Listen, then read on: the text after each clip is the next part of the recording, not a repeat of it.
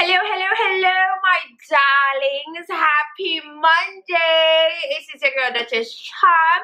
Welcome back to my channel, and if you're new here, welcome to my channel. If this is the first time seeing my face or knowing of my existence, please feel free to stick around and click that subscribe button.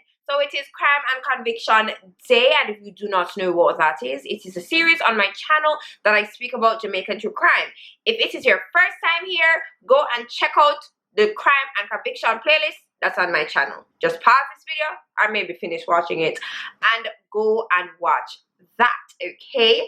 So today we're going to talk about Flippa Mafia. Now everybody know his story, but do we really know his story? We know him incarcerated and everything, but do we really know his story?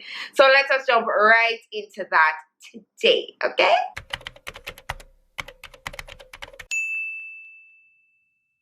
Andrew Davis, more popularly known as Flippa Mafia, and I will be referring to him as Flippa for the rest of the video, was born on October 31st, 1979. He grew up in Waterhouse and he attended the Norman Manley High School. We're not quite sure if he completed or graduated high school, but not much is known about his upbringing. Now, Flippa did a bit of acting. He starred in the famous movie Shutters in 2002 as John, and a few years later, he starred in What Goes Around, which also featured Ding Dong and Movado. Now, acting wasn't Flippa's claim to fame. He was more known for his musical talents and his elaborate performances, which included throwing thousands of dollars out into the crowd. He presented a rich lifestyle, changing shoes on stage, very expensive shoes. He drove a lot of cars, and he was also crowned the Flossing King. He spared no expenses when hosting events, most popularly his birthday parties. Flippa was back and forth in Jamaica and the US, and one night while he was performing at a popular club in New Jersey, he locked eyes with Marsha Bernard. Now, Marsha Bernard was a Jamaican woman that moved to the US to pursue a music career. When they locked eyes, Flippa called her up on stage and they danced the whole night. Based on their backgrounds and common interests, a relationship soon blossomed. Marsha became Flippa's arm candy, and not long after, he moved her into his condo. He showered her with gifts, expensive bags, shoes, cars, everything, and everybody knew that Marsha was Flippa's girl. When Marsha met Flippa, he had 5 children with 5 different women, and the relationship bared 2 more. So Flippa had 7 kids with 6 different women. Flippa had a following in the States, but it was not as big as his Jamaican following, and this left Flippa very unsatisfied. Flippa decided to go into the drug business with his brothers Kemar and Roger to get some extra cash. Flippa and his brothers used the US Postal Service and other private courier services to ship large quantities of cocaine from California in bulk to distribute in New Jersey. Now, after doing this for a time with Marsha in the dark, Flippa decided to come clean. He did this in front of his woman and a friend of the couple called Leanna. Now, Leanna was in some debt, and she decided that she would store the cocaine in her house for a cut of the profit. Marsha wasn't so sold on this venture. She wasn't so comfortable with it, but Flippa assured her that this would be the best thing for their family and for his music career as well. During this time, Marsha was at home with the kids and not really in the limelight as much with Flippa, leaving a space on her man's arm. Women would throw themselves at Flippa, and of course he loved this attention, and more than once he would take it a bit further. Marsha could feel a disconnect in the relationship, so she felt as if she needed to secure her space in Flippa's life, so she decided to take a bigger role in the drug business. Flippa would direct people to get a drug shipment together, and then he would call Marsha and let her know that the deal was going down and who should be the direct contact. So she was practically running the show, but she wasn't doing this without Flippa's instructions. In March 2011, police had a New Jersey shipping company under surveillance after finding 2 large packages of cocaine worth over $160,000. These packages were sent under a fake name. The police decided to rewrap these packages and wait to see who would come to collect. Marsha entered the shipping company to collect these packages, but she caught on that she was being watched, so she left without them.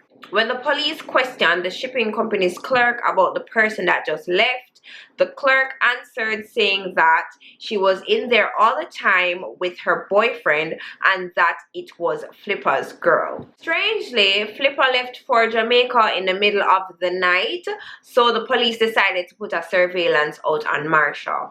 The couple were still in contact, and Flippa gave Marsha instructions to contact a David Grant and to bring him one, which the police later decoded as 1 kilogram of cocaine. On the meetup day, police arrested both Marsha and Devon, and of course when they searched the vehicles, they found cocaine. When police interviewed Marsha, she gave them a blank stare, and when they interviewed Devon, he lawyered up.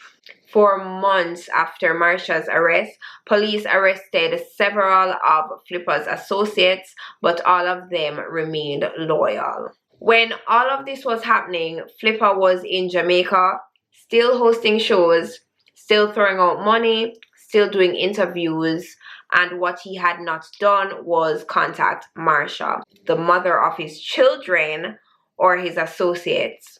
Funny enough, based on the time span, you can actually see that he was here doing these things on his Instagram. In May 2013, almost 2 years after Marsha's arrest, the police finally had a breakthrough. Remember Liana, that family friend that was storing the cocaine for Flippa?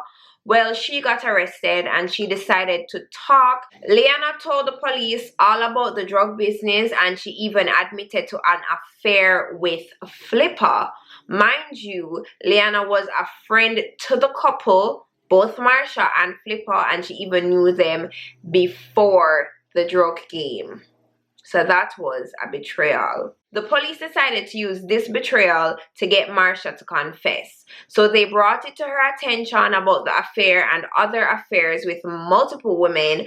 Marsha was visually upset, but she still remained loyal. In September 2013, while police was still gathering evidence on Flippa, they got calls that he had returned to the US and he was doing shows, so he could not stay out of the limelight. Unfortunately for the police, they could not locate Flippa. They would turn up at clubs that he had been, but they weren't getting relevant information. So they decided to try another method. Because Flippa had so many fancy cars and flashy cars, they decided to call popular dealerships to find out if he had been there recently, and they hit gold. 2 hours before the police had called this popular dealership in New Jersey, Flippa called them to upgrade a vehicle that he had. The police set up at the dealership, and when Flippa came to make the exchange of the vehicle, they arrested him. Over 2 years, and finally the authorities got a chance to sit face to face with Flippa. They presented evidence such as wiretaps, defendant statements, and the drugs, but Flippa decided to lawyer up right away. Once the trial started, everyone pleaded guilty except for the couple. They decided to take their chances in front of a judge. On October 27, 2015, funny enough, that was 4 days before Flippa's birthday, the trial started. Prosecutors decided to try the couple together since they were a team. For the first time in about 4 years, Marsha got to see Flippa, but he just sat there emotionless. During the trial, Flippa's attorneys tried to distance him from the operation and put it all on Marsha, claiming that Marsha was running things while Flippa was in Jamaica being an artist. Marsha's attorneys used the fact that she had no prior arrest or criminal history as her defense. The trial ended, and a couple hours later, the jury came back with the guilty verdict. They were charged with drug distribution and money laundering. Marsha was given 21 years and Flippa was given 25 years with the possibility of parole after serving 12, so he will be eligible for parole in 2025. Flippa's brothers were charged as well. One was charged with 10 years and one was charged with 20 years. The one that got the lighter sentence was actually deported recently in April after serving his sentence and is actually living in Jamaica. The children that Flippa shares with Marsha are actually living with Marsha's parents right now, and they decided to move back to Jamaica. Now, Flippa's first photo from his incarceration in 2015 was posted in June 2018.